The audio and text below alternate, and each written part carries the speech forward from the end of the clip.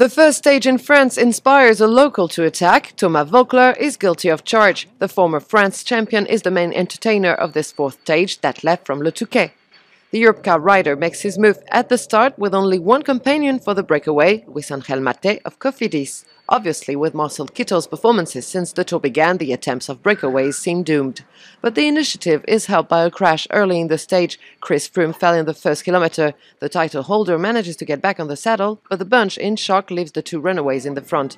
The gap is almost 4 minutes after 40 kilometers. On the other hand, the cobbles tomorrow incite the sprinters to battle for today's stage. Teams Lotto and Giant get to work and reduce the gap to less than a minute in Cassel, where Sagan takes more points for the green jersey classification. The Cannondales stay in the front and take advantage of the wind to make echelons. Kwiatkowski and Demar are trapped. Fortunately, they manage to rejoin the peloton.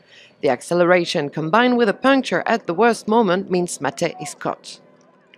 Thomas Voeckler decides to persevere, but his resistance won't last past 150 kilometers in the front. As the Europcar rider is swallowed, Sagan hits the ground. However, he can take part in the final sprint. And in Lille, like in London the day before, Marcel Kittel triumphs. It's a hat-trick for the German, who barely manages to beat Alexander Kristoff and Arnaud Démare.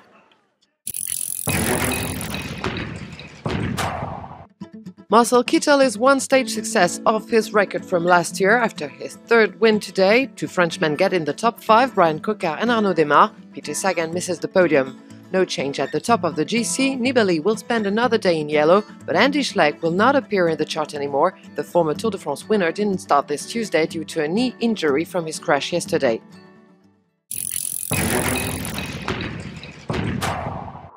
Beware of tremors. Stage 5 is dreaded by all as it takes the riders to Arambert for the first acid test of this 101st tour, 15 kilometers on cobbled sections to pay tribute to the Paris-Roubaix race. Inevitably, there will be some victims. Before the big leap, let's take a look back at the most beautiful sceneries of Côte d'Opale.